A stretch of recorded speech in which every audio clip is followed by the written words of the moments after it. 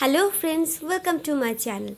So friends, as you can see in the screen that today's topic of discussion is William Shakespeare's treatment of love in his sonnet number 137 and sonnet number 138.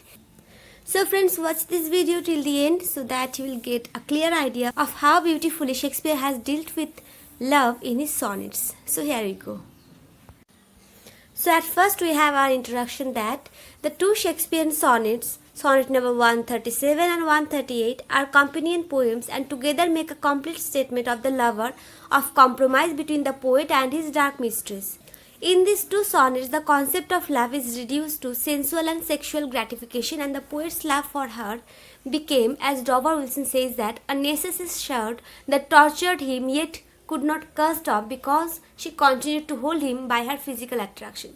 So here love is depicted in these sonnets is not at all sublime or exalted, and there is nothing spiritual or romantic about it. It seems to be a fever, a disease, a form of insanity which robs a man of his reason.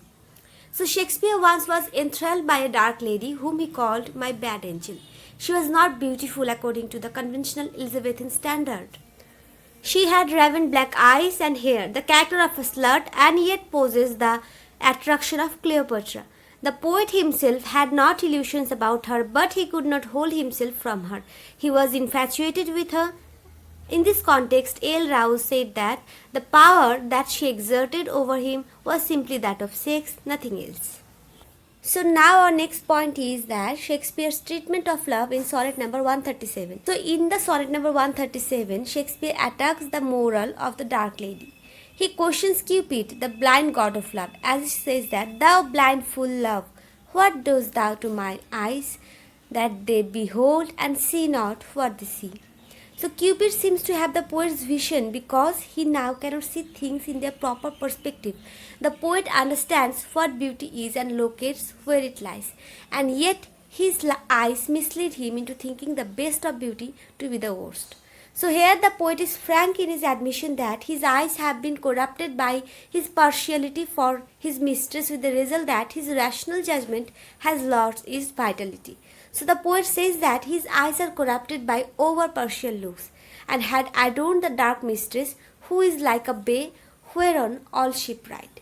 So she is like a common public property, not belonging to any particular individual. So blinded by love, the poet's eyes and heart have erred and have become devoted to a false plague with a foul face. Shakespeare is of the opinion that the god of love has forced hooks to tie his judgment to his heart. The poet knows that his mistress is no better than a cheap harlot, yet his heart misleads him to think her to be an exclusive woman.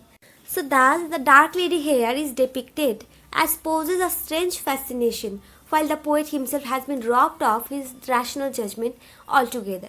Thus this particular sonnet once again clearly shows the poet's own objectiveness and his complete self-surrender to the woman. So now our next point is that Shakespeare's treatment of love in sonnet number 138.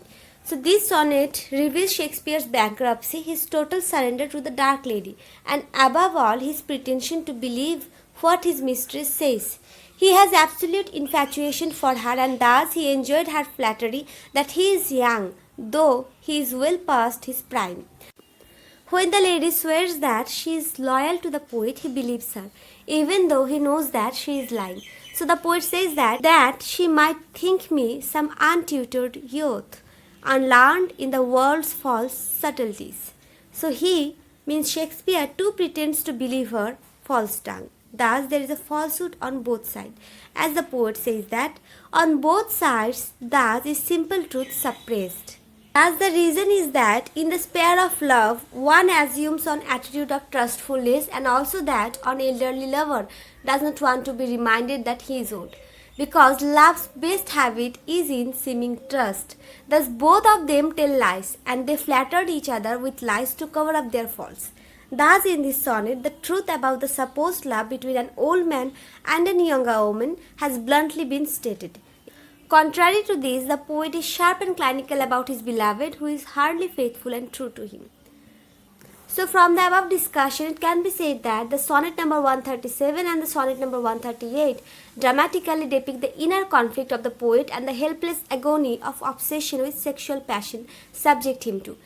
It is not the beauty, not the virgin charm, but the sex appeal of a public woman which makes him a prisoner to the degrading relationship. This love is an unhealthy obsession. In this context, Captain Rickett describes the black-eyed wanton beauty whom many critics regard as Mary Fitton from an interesting angle. As Rickett says that Mary Fitton is the woman in question, takes offense to him which is, in his inexperience, constructs as love.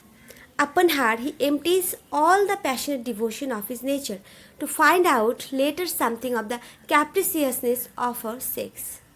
So friends, this was the treatment of love of William Shakespeare in the sonnet number 137 and 138. So friends, thank you so much for watching this video, and if you did like this one, then please turn the black thumb blue and don't forget to share it to all of your friends who are dealing with English literature, especially with Shakespeare's sonnets, and don't forget to subscribe my channel. So bye bye, see you in the next session very soon.